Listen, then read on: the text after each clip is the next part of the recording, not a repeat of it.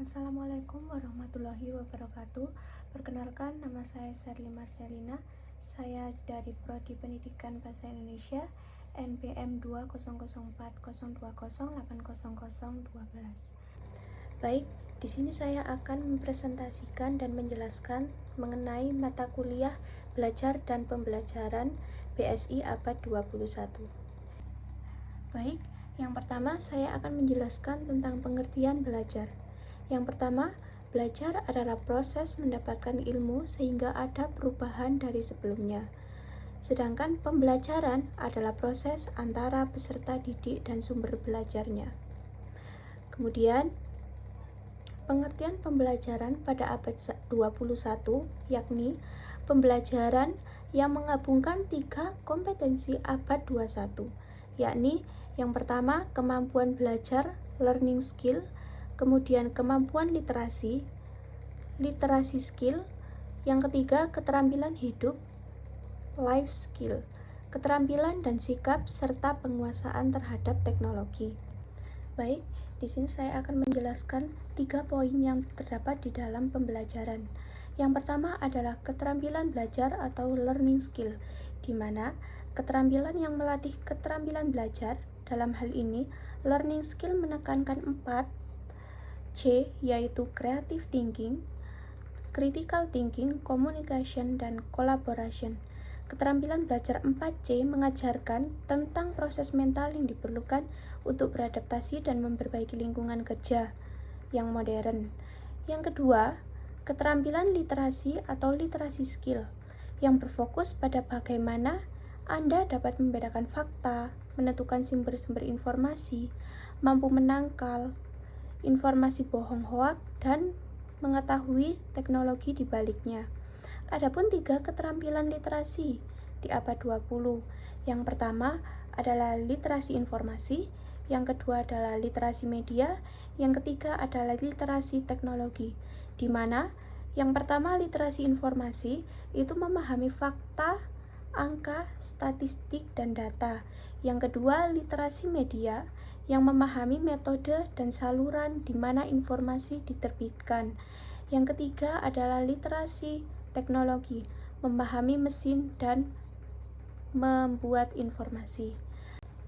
Nah, yang ketiga, yang terakhir adalah keterampilan hidup atau life skill, di mana keterampilan hidup itu berfokus untuk mewujudkan kecakapan Anda dalam bertahan hidup dan kualitas kehidupan pribadi maupun profesional.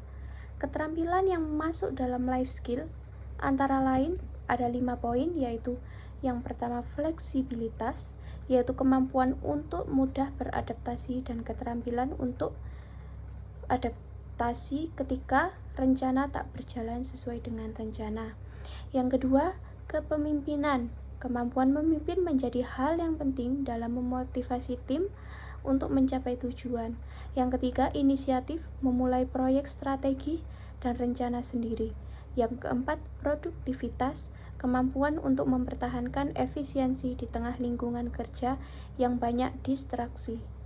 Yang kelima, keterampilan sosial, kemampuan untuk bersosialisasi dan berjenjang dengan orang lain untuk saling menguntungkan. Baik, materi selanjutnya adalah macam-macam hasil belajar. Ada 3 ranah, yaitu yang pertama ranah kognitif. Adalah ranah yang mencakup kegiatan mental otak. Segala upaya yang mencakup aktivitas otak adalah termasuk ranah kognitif. Menurut Bloom, ranah kognitif itu terdapat 6 jenjang, yaitu pengetahuan, pemahaman, penerapan, analisis, dan penilaian. Yang kedua, ranah afektif, yaitu ranah yang berkenaan dengan sikap seseorang. Dapat diramalkan perubahannya bila seseorang telah memiliki penguasaan kognitif tingkat tinggi. Tipe hasil belajar afektif akan nampak pada murid dalam berbagai tingkah laku. Kemudian, yang ketiga adalah ranah psikomotorik. Hasil belajar psikomotorik dikemukakan oleh Simpson, yaitu hasil belajar ini tampak berbentuk keterampilan dan kemampuan bertindak individu. Ada 6 tingkatan keterampilan, yakni gerakan refleks, kemudian keterampilan pada gerak sadar, kemampuan perseptual, termasuk di dalamnya membedakan visual, membedakan auditif, motorik, dan lain-lain. Kemampuan di bidang fisik, misalnya kekuatan, keharmonisan, dan ketetapan gerakan-gerakan skill, mulai keterampilan sederhana sampai pada keterampilan kompleks, kemampuan yang berkenaan dengan komunikasi.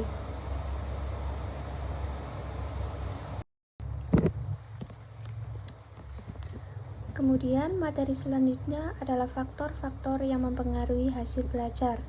Ada dua faktor, yaitu faktor internal dan faktor eksternal. Faktor internal yang pertama adalah keadaan fisik atau jasmani siswa. Keadaan fisik atau jasmani siswa adalah salah satu faktor yang mempengaruhi pembelajaran.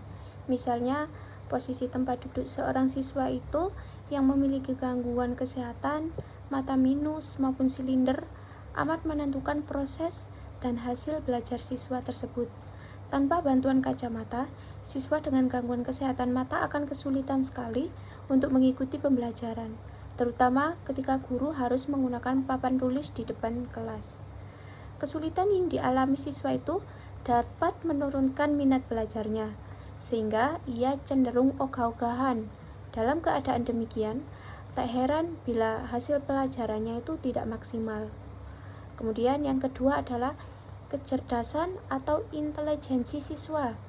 Nah, jadi tingkat kecerdasan atau intelijensi seorang itu dapat diukur melalui tes IQ.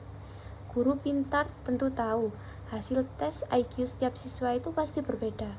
Tentu saja, secara umum, siswa dengan tingkat intelijensi yang tinggi lebih mudah mengikuti proses pembelajaran di kelas dan biasanya mampu menunjukkan hasil belajar dengan baik. Akan tetapi, ada baiknya jika kita memandang dengan lebih luas mengenai dampak kecerdasan pada proses belajar, hasil belajar guru secara pintar. Menurut teori kecerdasan majemuk, setiap siswa itu memiliki kecerdasan yang berbeda-beda, maka tak perlu heran bila seorang siswa tanpa antusias mengikuti pembelajaran dan menunjukkan hasil belajar yang baik pada mata pelajaran tertentu. Yang ketiga adalah bakat, minat, dan motivasi siswa. Bakat dan minat individu itu setiap siswa itu pasti berbeda. Pembahasan yang tidak bisa sepenuhnya dipisahkan dari kecerdasan majemuk. Siswa dengan tingkat kecerdasan logis, matematis yang kuat, misalnya cenderung lebih mudah memahami materi pembelajaran. Semakin mudah ia memahami materi pembelajaran, biasanya semakin besar pula semangat dan motivasinya untuk belajar. Sementara itu, siswa dengan kecerdasan musikal yang menonjol mungkin akan tertarik dengan pembelajaran matematika. Misalnya, hal-hal seperti ini merupakan faktor yang mempengaruhi hasil belajar siswa. Kemudian, yang kedua adalah faktor eksternal. Yang pertama adalah sekolah. Sebagai guru yang terlibat langsung dalam proses pembelajaran, di kelas merupakan salah satu faktor eksternal yang dapat mempengaruhi hasil belajar siswa. Jadi, terlepas dari kurikulumnya itu, metode pembelajaran yang kita terapkan di kelas turut mempengaruhi proses belajar. Selain guru, fasilitas yang ada di sekolah itu juga merupakan bagian dari faktor-faktor yang mempengaruhi hasil belajar. Fasilitas bahkan mempengaruhi proses belajar, misalnya anak SD di sekolah, lantaran pentingnya peran media pembelajaran bagi peserta didik di usia dini. Yang kedua, peran orang tua dalam kesuksesan proses dan hasil belajar tak dapat dielakkan. Siswa yang tumbuh dalam keluarga itu dengan kesadaran belajar yang tinggi memiliki peluang untuk lebih sukses dalam proses belajarnya. Hasil belajar siswa tersebut juga cenderung lebih baik daripada belajar siswa dari keluarga yang kurang mendukung pentingnya proses belajar. Nah, jadi ada banyak faktor dan beragam latar belakang yang mempengaruhi tingkat dukungan keluarga pada proses belajar siswa. Cara pengasuhan orang tua, keadaan ekonomi dan finansial keluarga, kemudian tingkat pendidikan orang tua, konflik keluarga, dan yang lain sebagainya. Kemudian, faktor sosial masyarakat. Kultur sosial masyarakat di suatu negara itu mempengaruhi generasi mudanya. Jadi, masyarakat yang dekat dengan buku, misalnya menumbuhkan anak-anak yang gemar membaca. Bagaimana juga anak-anak adalah pengamat dan peniru yang ulung. Dalam hal ini, peran kita, guru pintar, untuk menjadi teladan agar dapat mempengaruhi prestasi belajar siswa secara positif. Kemudian, lingkungan yang baik itu akan mempengaruhi kecerdasan anak. Sekian yang dapat saya sampaikan tentang belajar dan pembelajaran BSI abad 21, mengenai materi pengertian belajar dan pembelajaran. Yang kedua, macam-macam hasil belajar. Yang ketiga, faktor yang mempengaruhi hasil belajar. Kiranya dapat menumbuhkan prestasi kita semua. Terima kasih. Assalamualaikum warahmatullahi wabarakatuh.